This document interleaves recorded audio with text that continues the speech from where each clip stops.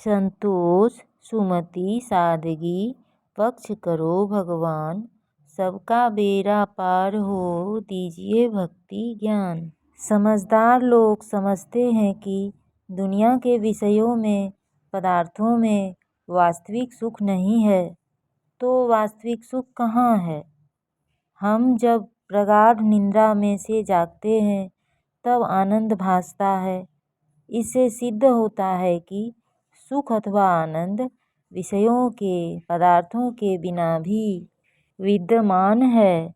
प्रगाढ़ निद्रा में कोई भी पदार्थ उपस्थित नहीं है, फिर भी सुखानुभूति है। नींद में से उठने के बाद जब आप कहते हो कि खूब शांति से सोया, तब आपका कथन यह बताता है कि गहरी नींद अथवा सुषुप्ति अवस्था में आनंद है। उस अवस्था में आनंद क्यों लगता है? क्योंकि उस अवस्था में मन एकाग्र हो जाता है और अंतःकरण की उस अवस्था में आत्मा की छाया पड़ती है, तब सुख मिलता है अथवा आनंद की अनुभूति होती है। जब हमें कोई इच्छित वस्तु मिलती है अथवा कोई सगे संबंधी मिलते हैं, तब हमें आनंद होता है। उस समय हम समझते हैं कि वह आनंद या प्रसन्नता वस्तु अथवा सगे संबंधियों के मिलने से प्राप्त हुई, परंतु वास्तव में वह आनंद उनमें से नहीं मिलता। कई बार हम महसूस करते हैं कि जब हम स्वस्थ नहीं होते तब उस वस्तु अथवा सगे संबंधी के मिलने पर आनंद नहीं मिलता। स्वस्थ व्यक्ति को इच्छित वस्तु अथवा सगे संबंधी के मिलने पर खुशी इसलिए होती है कि उस समय उसका मन बीमार अवस्था की अपेक्षा ज़्यादा स्थिर और एकाग्र होता है। बीमार अवस्था में मन ठीक से स्थिर और एकाग्र नहीं होता, चंचल होता है। इसलिए वे चीज़ें मिलने के बावजूद भी आनंद नहीं मिलता। इससे हम समझ सकते हैं कि रमणीय वस्तु अथवा सगे संबंधियों में आनंद नहीं है। यदि उनमें आनंद होता तो अस्वस्थता एवं निरोगता दोनों अवस्थाओं में वह आनंद समान रूप से मिलना चाहिए था। याद रखो कि आनंद तो भगवत स्वरूप आत्मा में है। मन एकाग्र बनता है तब उसमें आत्मा की छाया पड़ती है, इसलिए आनंद मिलता है। चंचल मन में आत्मा की छाया ठीक से नहीं पड़ती, इसलिए आनंद नहीं मिलता। आत्मा के संयोग से आनंद मिलता है। आनंद मन में अथवा वस्तु में नहीं, परंतु आत्मा में है, और जो आनंद होता है वह आत्मा का स्पंदन मात्र है, आनंद बाहर नहीं है। जिन विषयों में आनंद भासित होता है वह आनंद तो कृत्रिम है।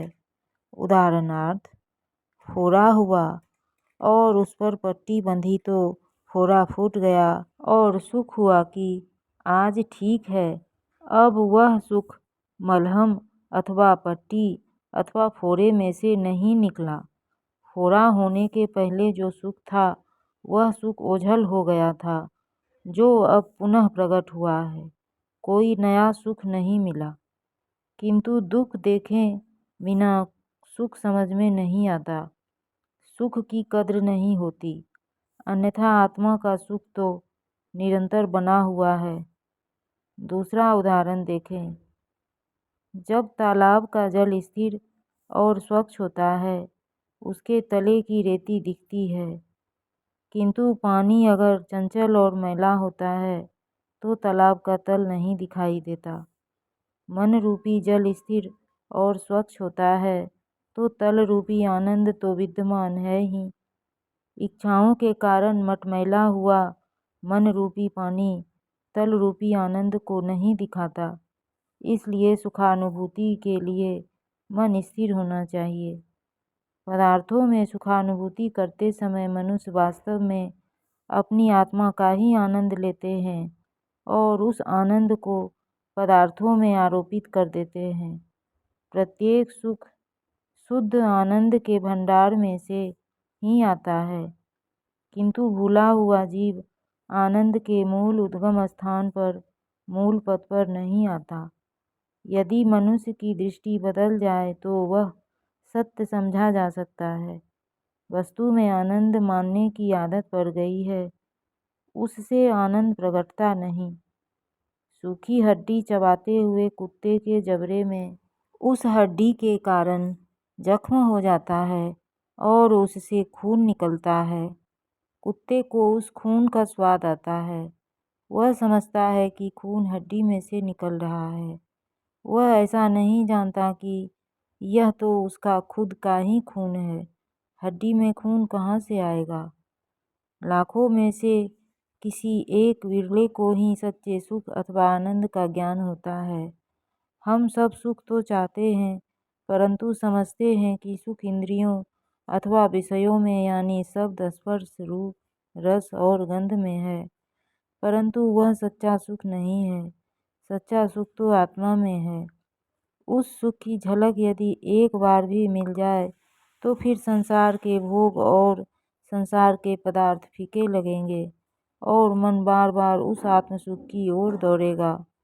अतः संसार में होते हुए भी हृदय में निरंतर भगवान का स्मरण करते रहो। कर्म करते हुए भी अकर्ता अभोक्ता होकर रहो।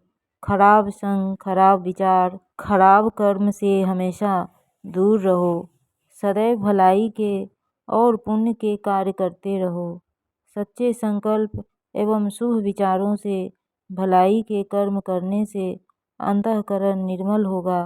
ऐसा करने से अंतःकरण में संसार की जगह परमात्मा का स्मरण बढ़ जाएगा अथवा सच्चा सुख एवं शांति मिलेगी। हरि ओम।